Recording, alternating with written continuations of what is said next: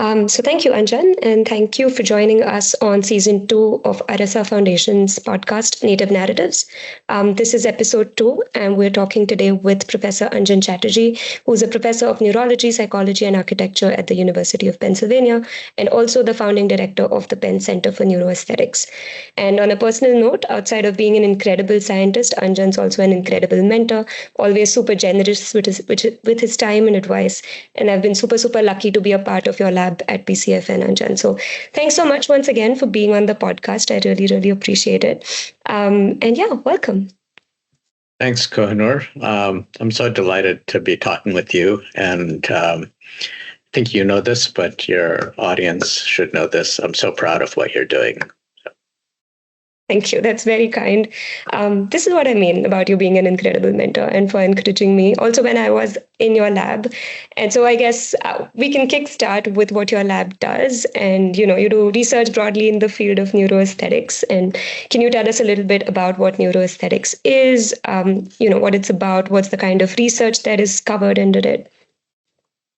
So I, like you, was trained as a cognitive neuroscientist and also as a neurologist. And I think of neuroaesthetics as a subdiscipline within cognitive neuroscience. So broadly for your audience, cognitive neuroscience, one can think about as a discipline that tries to understand the nature of the human mind as implemented through the brain. And within that, neuroaesthetics is a subset of what is the nature of aesthetic experiences as understood and as viewed through the lens of neuroscience and how the brain is organized, how the brain adapts to its environment, and the properties of the brain. We started the center, I think it was in 2018. And while I had been doing neuroaesthetics work, for about 25 years, in the beginning, in the early days, it was always something on the side. And as the field has become more popular and probably moving into the mainstream, it's a little hard for me to know, but there is that sense. It became a bigger part of our work. And just as an organizing principle, we think about how our brain, particularly our visual brain, carves out the world. And one way to think about it is that we have neural systems that are relatively dedicated to processing of people, of places, and things. And so we take each of those, which is what is the nature of our aesthetic experiences of people? Why do we find certain people beautiful? And others less so, and what are the consequences of that, the behavioral and social consequences of that?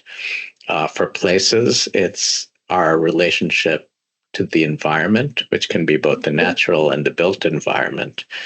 Most of us spend more than 90% of our time indoors, and this has an impact on our sense of well-being, how we operate, how we flourish, and relatively little is known about this. So that's another big area.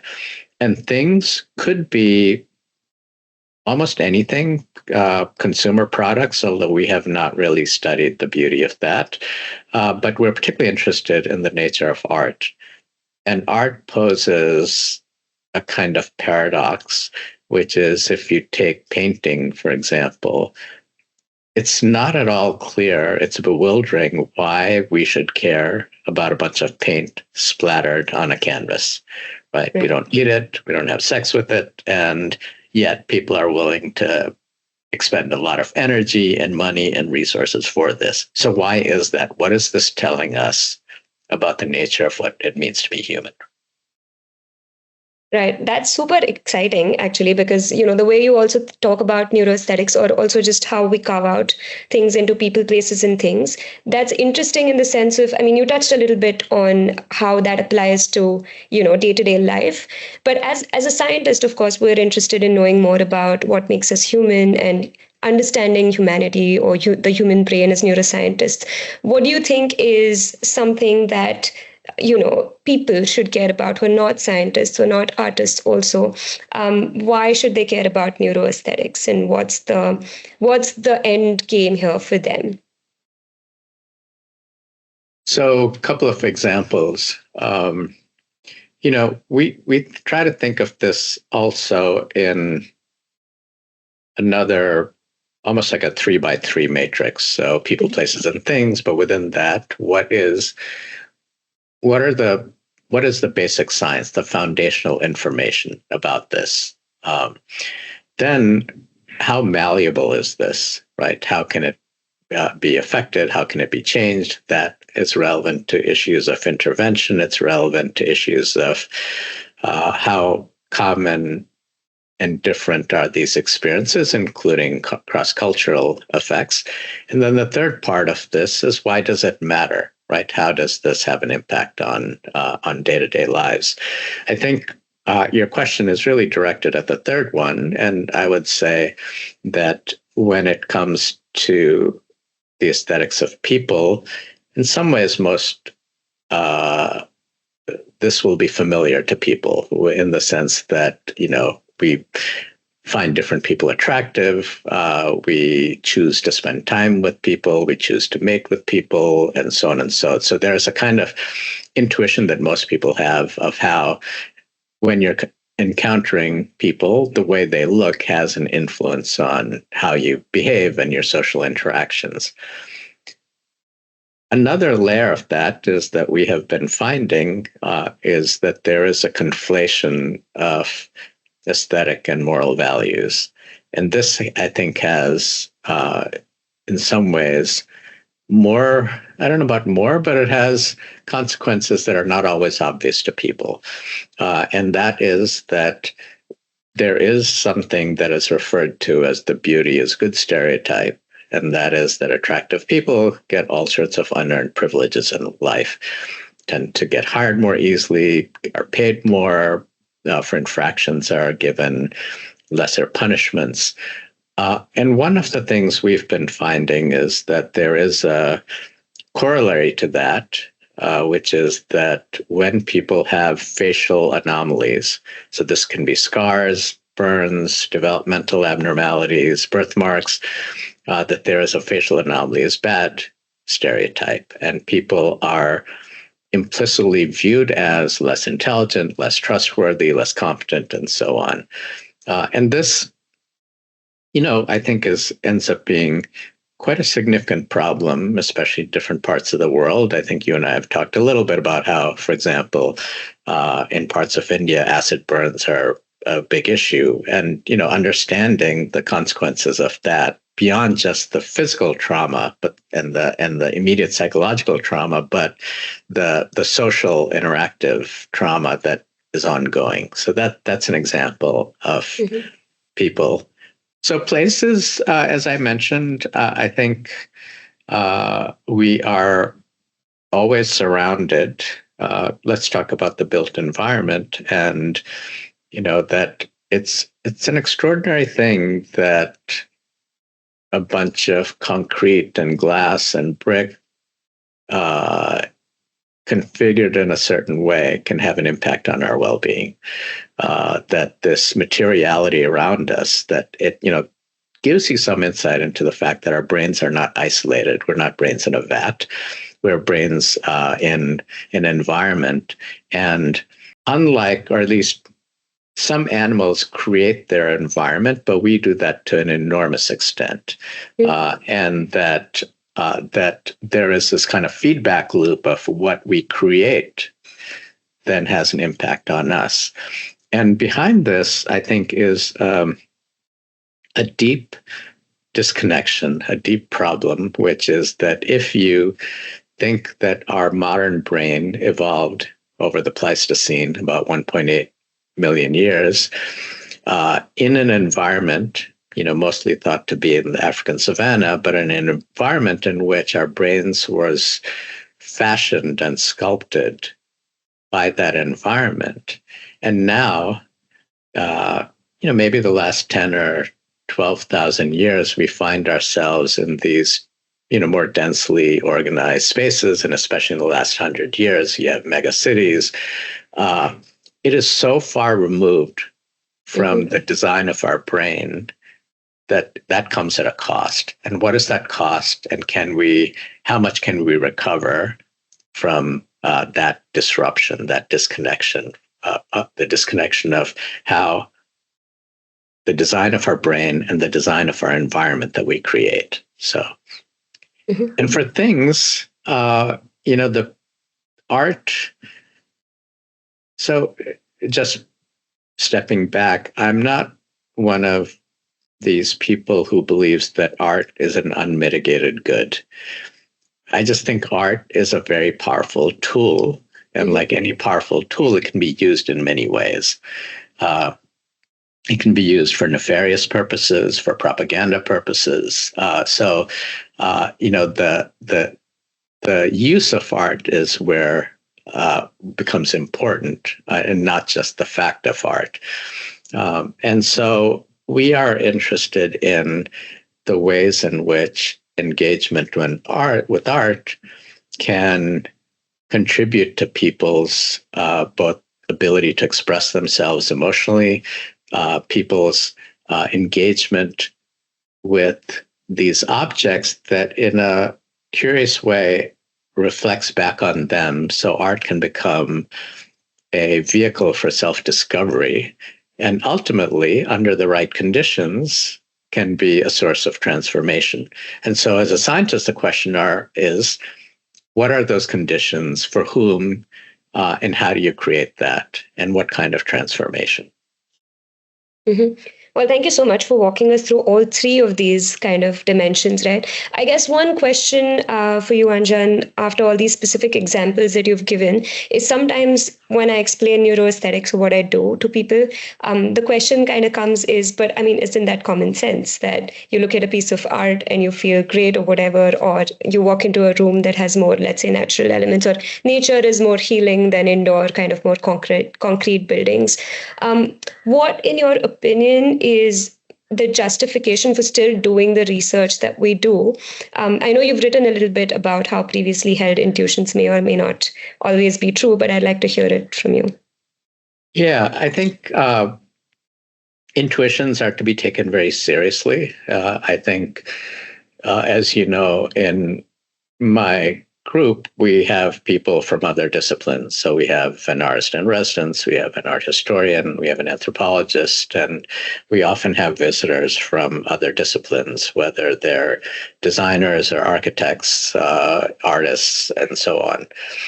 I think they enrich our environment and enrich the kinds of questions we ask and point us in directions that we might not otherwise think of, given the constraints of our discipline.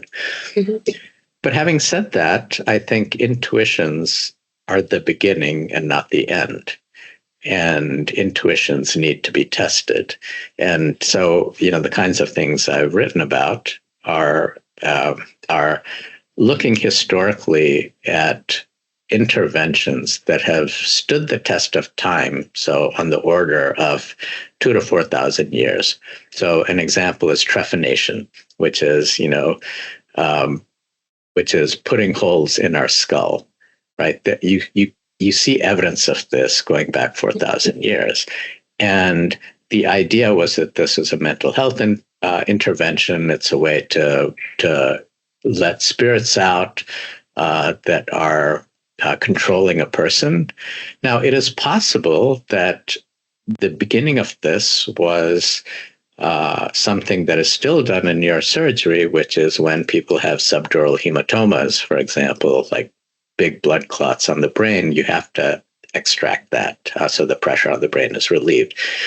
So it's possible in a time when head trauma was maybe more common that this was an issue, and so people discovered that this was helpful. But then it got generalized to everything, it's an intuition, and an even more, I think, even an even more telling example, especially in the context of Western medicine, has been bloodletting and the uses of leeches, and this idea that based on various notions of physiology that go back to Galen, that if you remove blood, that this is actually good for you. And there were, very, very smart people. I don't want to minimize the intelligence of people who were doing this. It's easy to be condescending about that, but there were all of these practices where people would drop bits of blood on a glass plate and see how it diffused, and had these kind of quantitative measures to decide how much blood to remove.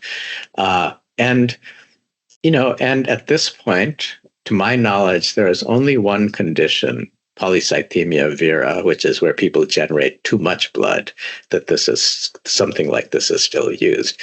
But for thousands of years, this was normative, right? Everybody would say, well, this is obvious. So I just use those as examples to say, just because you think it's correct doesn't necessarily mean that it is. And usually there might be a kernel of truth to the intuition, but what else has come along with it, and figuring out what the essential ingredient, I think that's what we do as scientists.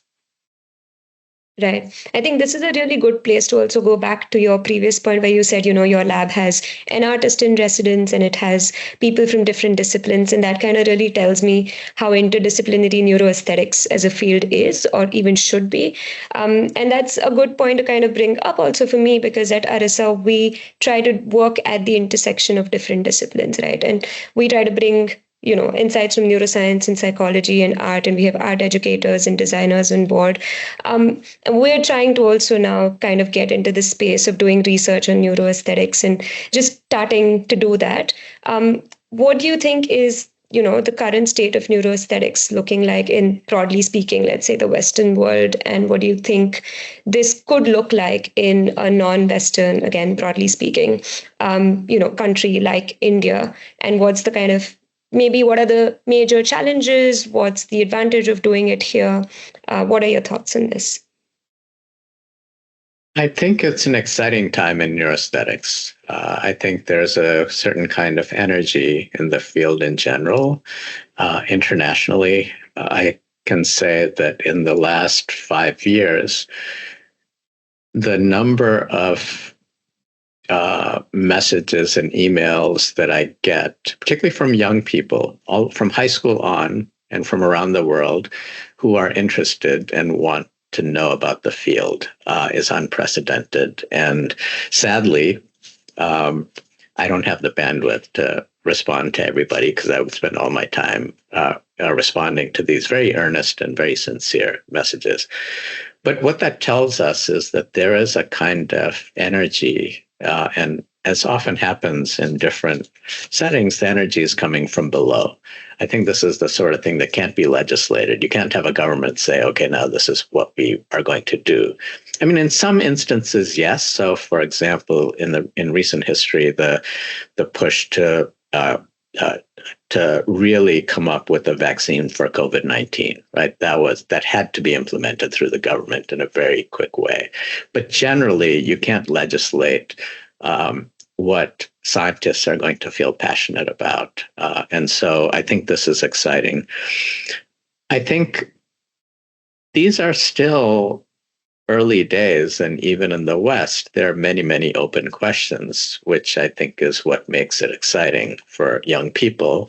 You're not entering a field where most of it is worked out and you're just obsessing over the minor details of it. Having said that, I think that's even more true in the non-Western world.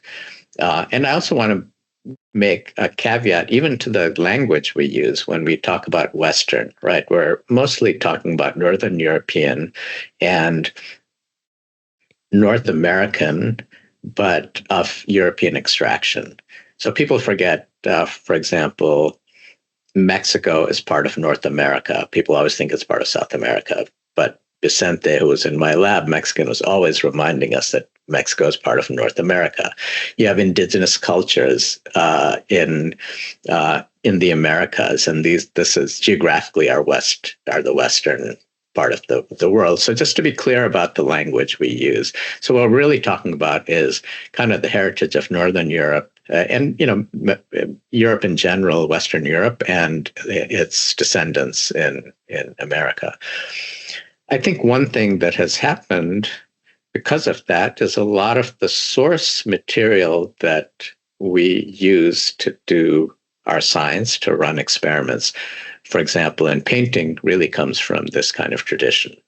And that's, if you think about the population of the world as a very small segment of the population, and if we wish to make any claims, any generalizable claims about the nature of aesthetic experiences, we have this massive selection bias. And so I think that's a real problem in the field. And that's where I think places like India and other parts of the world where there's an increased interest in aesthetics could be very important. I think in terms of thinking of art forms, as you know, and as a practitioner of Bharatanatyam, for example, right, this gives you a vehicle to ask questions that maybe can't be asked with ballet. So I think there are these rich traditions that can be brought to bear on asking similar questions. And ultimately, what we're all interested in is what is the nature of these aesthetic experiences and how malleable they are. And the malleability comes by really looking at different cultural contexts. Right. I'm so glad you mentioned that because, I recently went to Japan, and even there at the Kyoto National Museum, they had an exhibition, and one of the curatorial notes said that much of what we understand about Japanese art history is actually through the Western European lens. And also in India, a lot of the art that we understand, especially fine art, does come from the colonialism that's been there and the colonial history of the country, right? And so a lot of it kind of is viewed through a particular lens. And I'm always kind of reminded of the fact, because you also said language is important, and language is also important in the sense that we understand art through a broadly Western-ish kind of framework, and the word in Sanskrit, for example, for art is kala, which it actually doesn't translate to art, it translates to skills of some sort. Mm-hmm. So it's a very different understanding of the word itself. And so I think it's so important to also bring in these voices. And as we know, 20% of the world's population is what 80% of the research is done on, and that's hardly generalizable to the entire world. So I'm glad you brought that point up.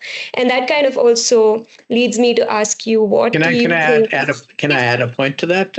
So because this is a question that I sometimes get asked, and you guys are ideally situated to address this. So because of my Indian heritage, the kinds of questions I sometimes get on the emotional impacts and emotional experience of art, and people will ask me about Ras theory in India, right? This kind of catalog of emotions, and my answer is I don't know anything about it. I can Google and read stuff, but this gets back to this earlier point about there are these intuitions that have been categorized and cataloged, and at least traditional India is very good at cataloging things. But what are those emotional impacts in the context, and can that be understood using contemporary methods? And with architecture, I often get asked about Vastu Shastra, these long practices in India. And my answer is the same. It's really interesting from what my very superficial knowledge, but these are the kinds of, I think, traditions that have existed in India that can be brought to bear on these questions. What's the wisdom? What's the essential ingredients in these traditions? And can those be reformulated or recast in a contemporary scientific framework? Right. I'm glad you brought up the, Rasa theory, because as a dancer, we learned about it and we actually experienced it while dancing, right? And I remember going into psychology lectures and professors were talking about emotions and the theory of emotion and like all the different frameworks and what comes first. Is it the physiological reaction or is it the emotion you're feeling, etc.? And I just remember sitting there in class and thinking, well, they haven't read the Rasa theory. And I have a very different understanding of what, they're talking talking about. And I remember being very confused because I was like, oh, I always understood emotions in a particular context, right? And again, the words, right? I mean, we talk about emotion and I'm also using that word kind of superficially, but rasa actually translates to taste. And it's the taste that the audience gets out of a performance. So it's a very, again, different understanding of how an emotion is experienced and what the audience or the dancer is kind of going through. And I think it's also nice that you brought up Vastu Shastra, because I feel like you mentioned that art is, it's a medium and it can be used for different purposes. And what I sometimes also see is traditional Indian practices or rituals being used as, oh, this is the whole and soul, or this is the final solution for everything. And I just feel like, yes, one thing is, can we actually use modern ways of doing science to see if these practices actually hold, but also what are these different ways of doing these experiments or studies, because we go through a very empirical lens and we can collect a lot of quantitative data, but then what about everything that's been cataloged before? And a lot of Indian traditions are oral, so they've been passed down from generation to generation, so there's no empirical work or documentation that supports these. And I think that's such an interesting kind of space to be in, to be both excited about, there's an Indian practice, or like Bharatnatyam, for instance, that allows me as a researcher to investigate so many different questions to do, especially with things like how mudras or hand gestures are used in communication and in expression, which, ballet doesn't give me that much of a ground to do that or to explore that particular question, but also to think about how Vastu Shastra kind of developed and what's the science behind it and what's the data that's supporting it. And along those lines, one of the things that has always fascinated me about Indian classical music is how, and I don't know of any Western tradition that makes this explicit, how certain ragas are supposed to be played in certain times of day, and how the idea that there are aesthetic experiences that are tied specific, that are optimal at certain times of day is a concept that just doesn't exist in contemporary empirical aesthetics. And it's a fascinating idea. And to my knowledge, nobody has even tried to look at that. Right. I mean, there's a lab in Bangalore, in NIMHANS, if I'm not wrong, led by Professor Shantala Hegde, who I think her lab's called Music Cognition Lab, and she looks at a little bit of how particular ragas might be associated to particular times of day and also particular emotions. And they're also meant for certain different types of rituals, or not just time of the day, but also a time in terms of your life. If there's something like if it's a wedding, it's a different raga, or if it's someone's death, then it's a different raga, and they're associated with happiness and grief and different emotions as well. And it's the same in Indian classical dance, where we use a lot of Indian classical music. In Bharatnatyam, we use Carnatic music, and different ragas will have a heaviness or a lightness to it, and the dance will change accordingly, right? So I think it's super interesting, and I think there's a little bit of research ongoing now, even in the Indian space, especially on music. I think it's a little bit more developed than fine arts and dance at the moment. I mean, there's a couple of papers that I've read which also deal with the rasa theory from the Indian context and coming from Indian labs.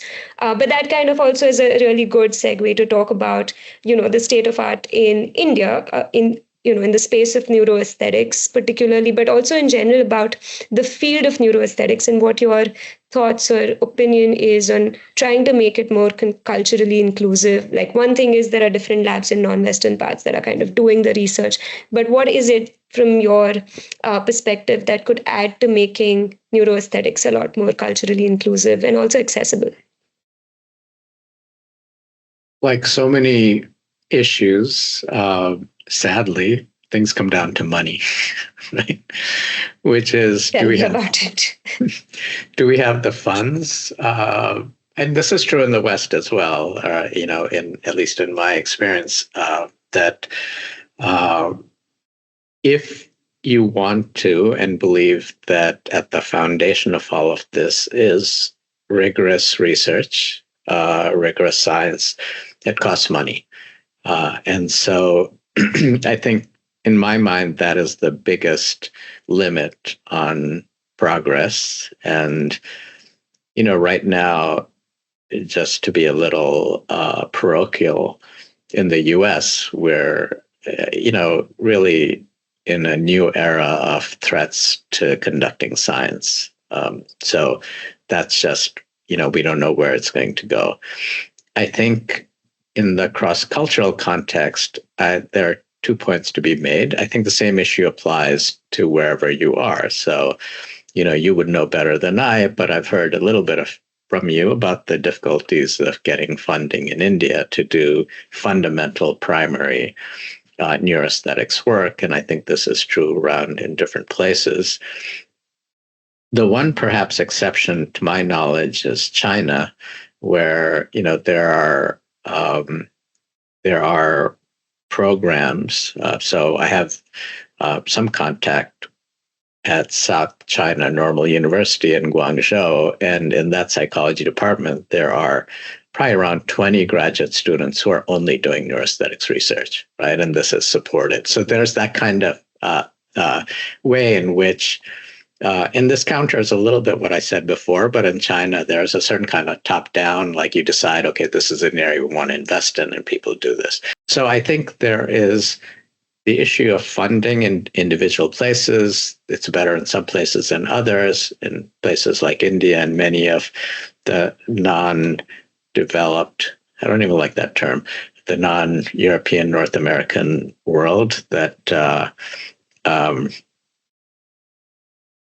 that support for this kind of research that it's not immediately obvious. It's not like curing Alzheimer's disease, right? That it ends up being not as much of a priority. And then the other is the movement of people. So, for example, you spent time in my lab. You were in the UK. As you know, my lab often has people from other countries. And so there's a way in which when trainees are exposed to different ways of doing things and then are distributed around the world, you end up having a network that becomes a platform in which to do collaborative work across cultures. And so I think that's the other way that this work can proceed. But I think in my mind, it's always money and relationships, right? Those are the keys to cross-cultural and collaborative work.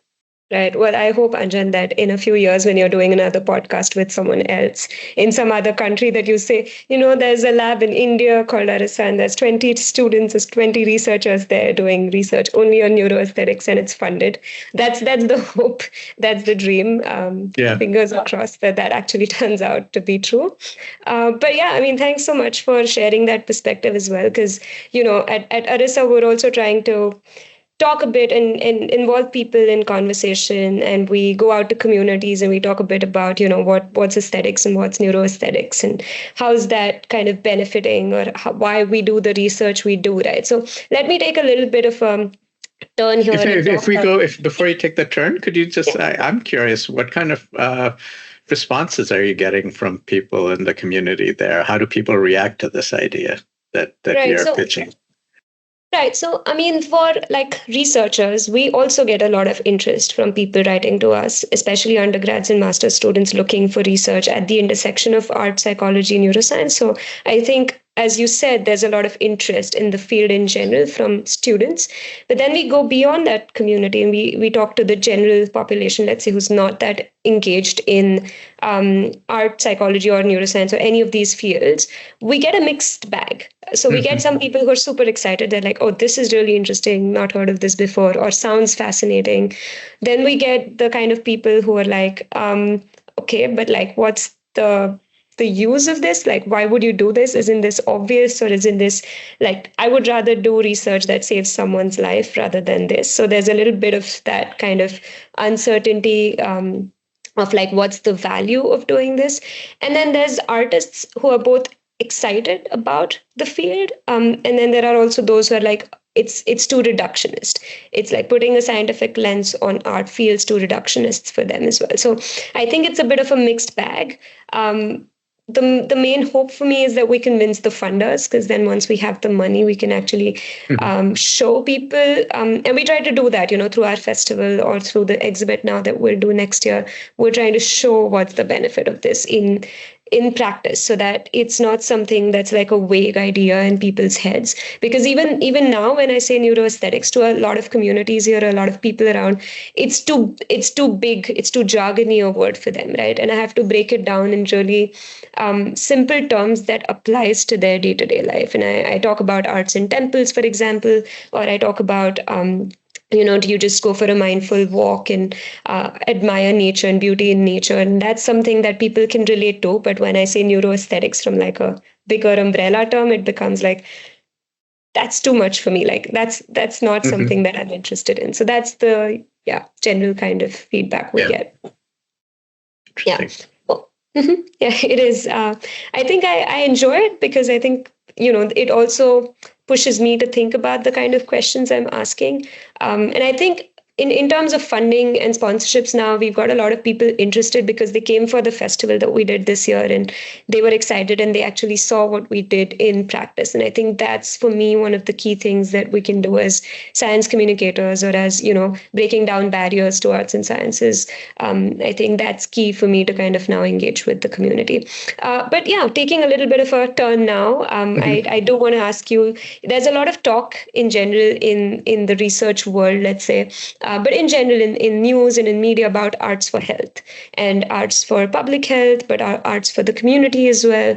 And so what, in your opinion, is the benefit, or what role do you think neuroaesthetics can play in promoting mental and physical health, especially in communities where, let's say, traditional tools may not always be accessible or accepted? It's a good and timely question, as people are very interested in this. Uh, Let me give you a few examples.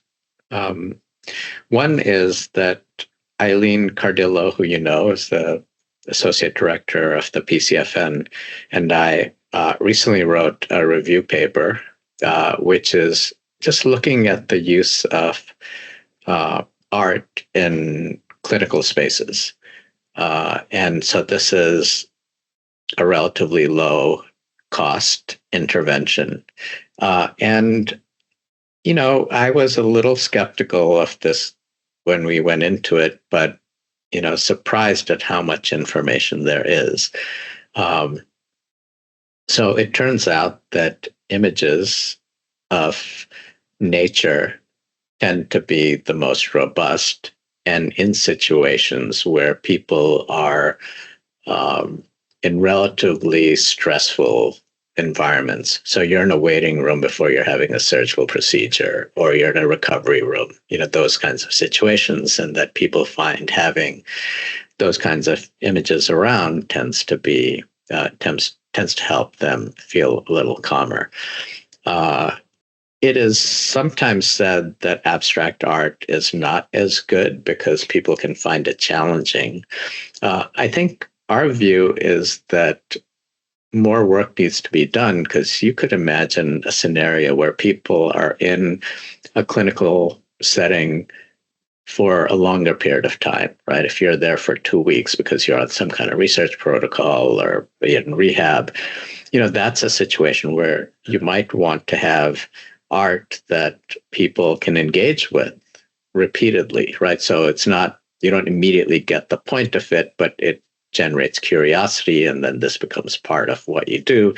And as given the research you've done, some with me, but on your own as well, is how much context matters. And you could imagine having, staff person provide a little bit of context in art, and how then this becomes part of the therapeutic environment.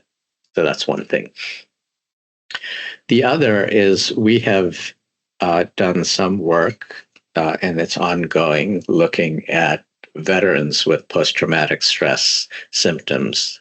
This is being done through the organization called Creative Forces at Walter Reed Military Medical Center, and you were involved in a little bit of that when you were in the lab. And that's the question is, how does art therapy help people who otherwise have difficulty expressing their emotions verbally give them a vehicle to express what they are experiencing in another medium, which then, once externalized, becomes a vehicle for therapy. So that's another use of art, specifically in a very structured way, to try to address a specific problem. And the preliminary evidence seems to be that that's helpful.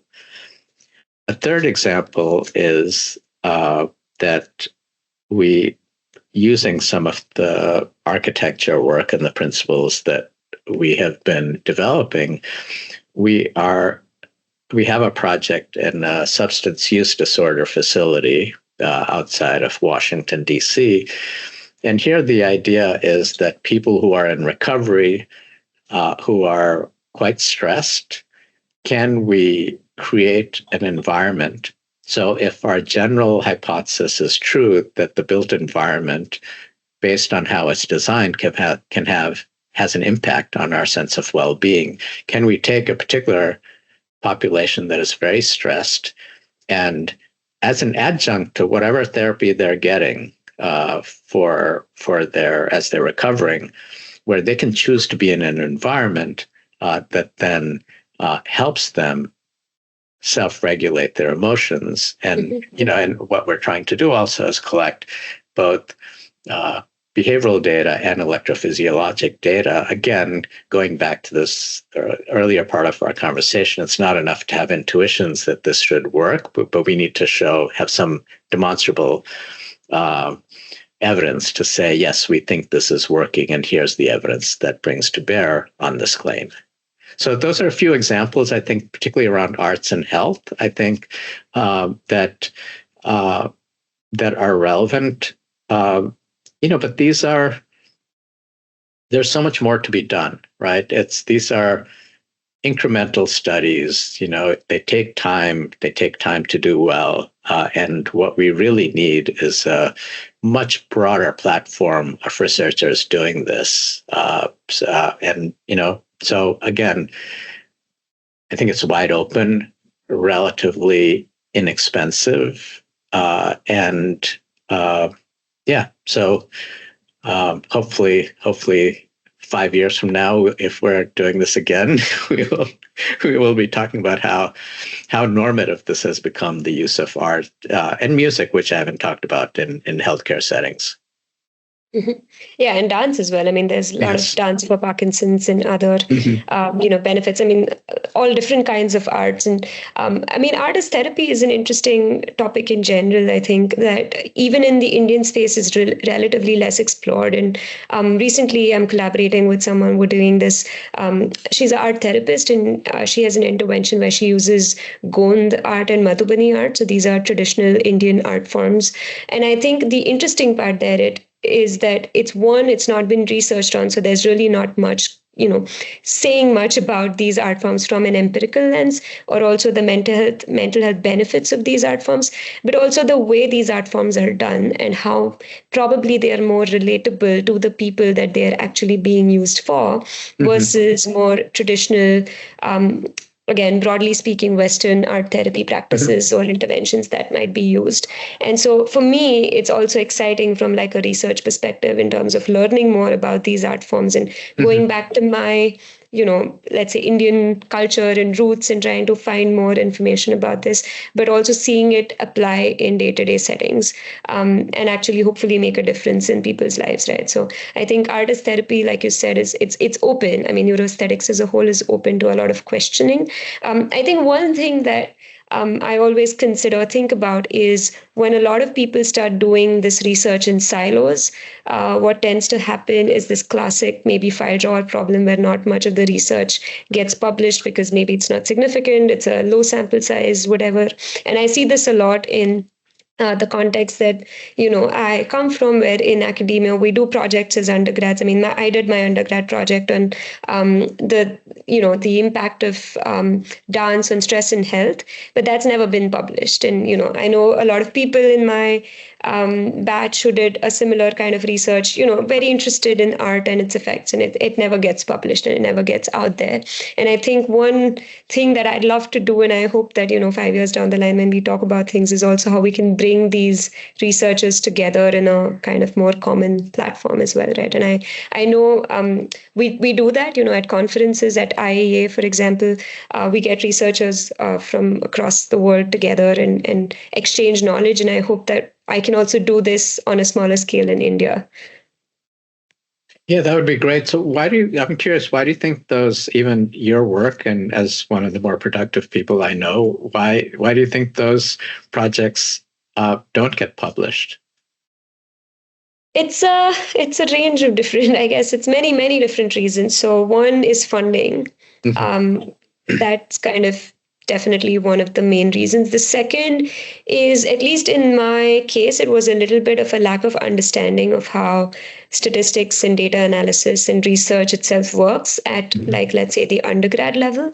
And I mean, I'm not saying that this is a university problem or a teacher specific problem. I think it's a academia specific problem in India, at least in the universities that are not the IITs and Ashoka, or like these really big fancy universities, is that research is not a priority. So even for us, I mean, I think ours was one of the fewer universities that actually offered a research project in the final year of our undergrad. And that was also, I think you got selected based on merit to do this.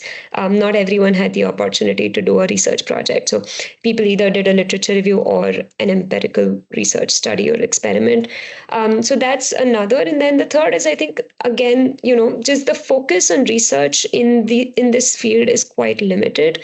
So when you go from like a psychology undergrad to a master's, the primary choices you get are clinical or counseling or industrial, and so it's or consumer, right? So it's a bit more of a practice heavy teaching, and it's more to do with like clinical settings or industrial settings. So research kind of gets a little bit backtracked or put on the back burner, so to speak, and doesn't get published. And I mean, when I look at the research I did in my undergrad, I'm just like, oh my God, what did I do? Like that's, now from like a open science training perspective and like pre-registrations and p-hacking and knowing more about all of these practices, I'm like, okay, that was really bad research. But I feel like a lot of people, when they look back at their undergrad and master's projects, probably feel the same way.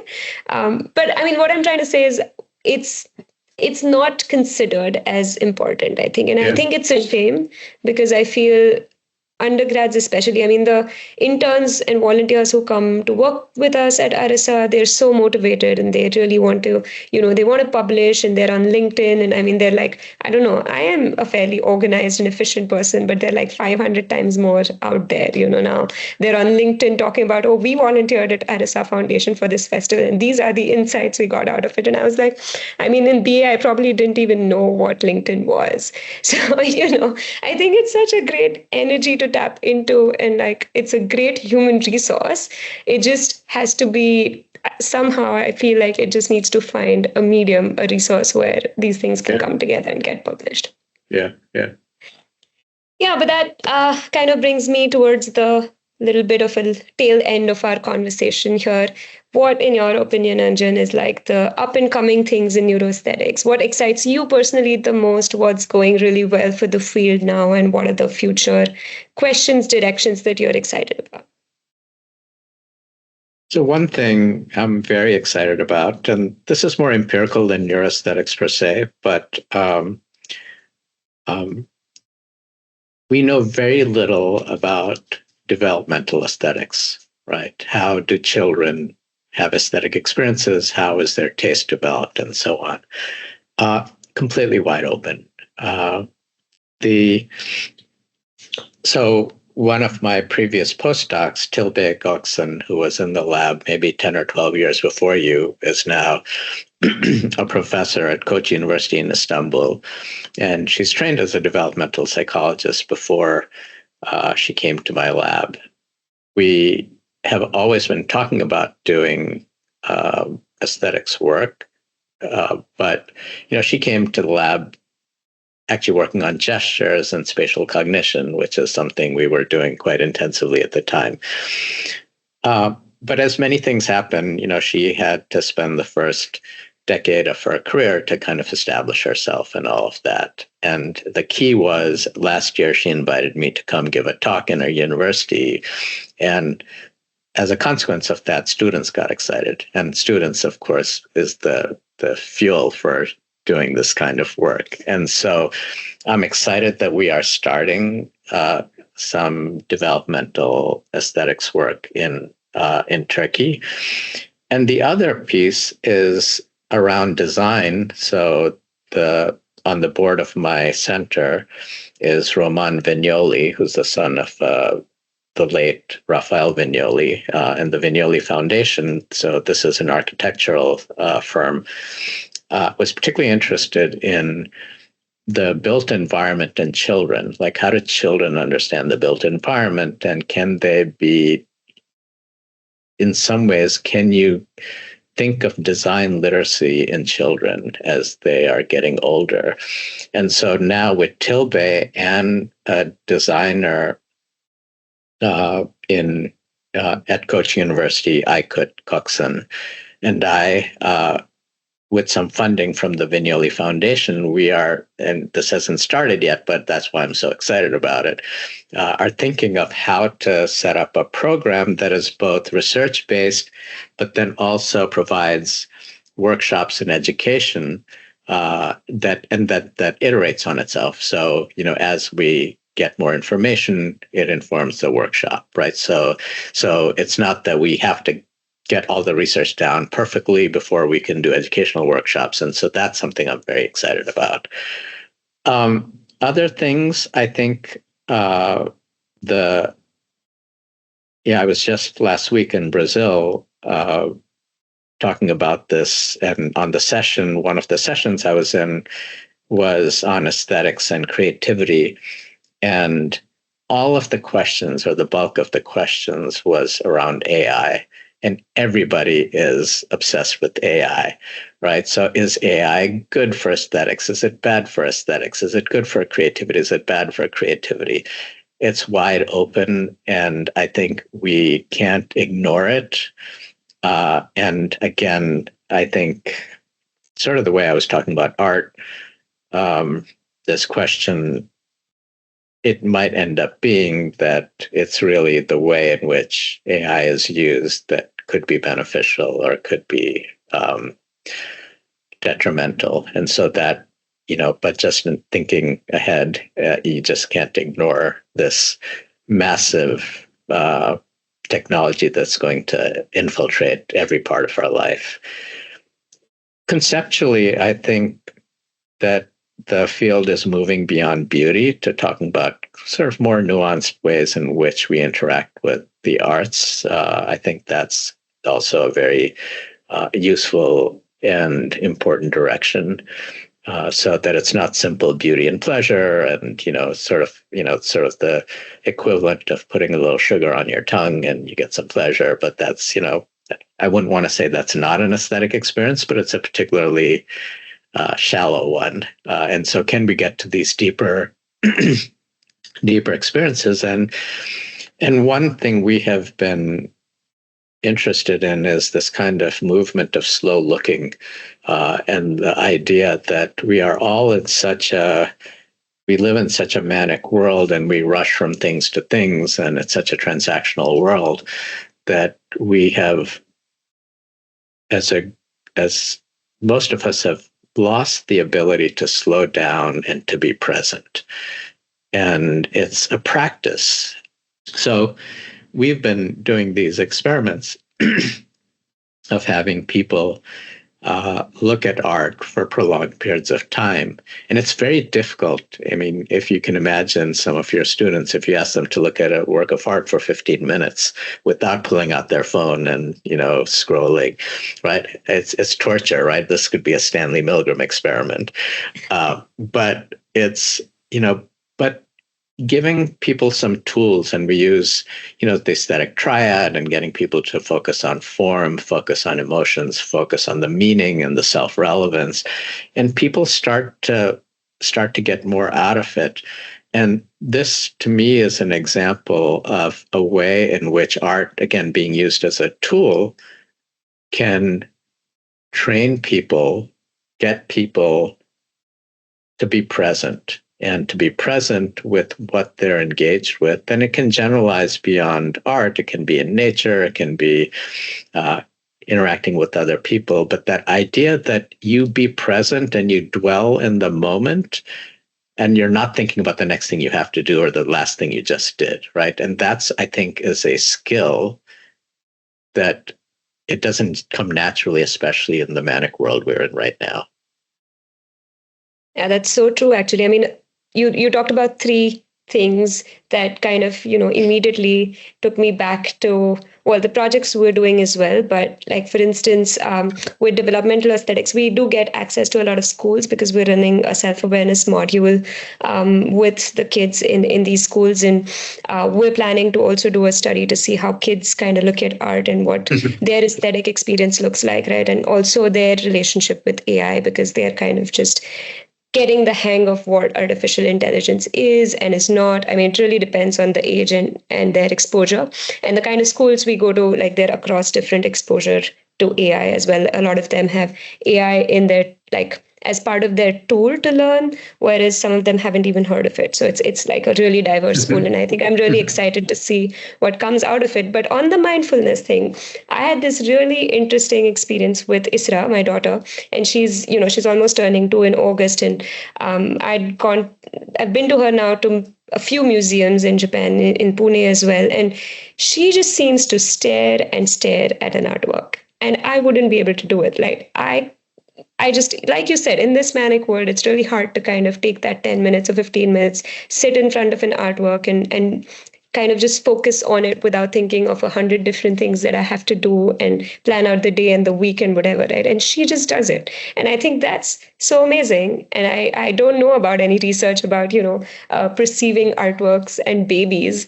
But for me, it's such an interesting question also, and something like it's like a live experiment in front of my eyes actually now with her. So that's really exciting. Yeah, all three of those directions. I mean, and that's great. Your observations. I mean, people talk about beginner's mind, this just open mind that's so curious and can be absorbed in a way that it's And I suspect that we do a disservice in our educational systems where we beat that out of kids. Yeah, that's so true. I'm glad you said that, because I'm going to use that clip and show it to people who've kind of, been talking to me about, no, but, you need to send Isra to a traditional schooling system.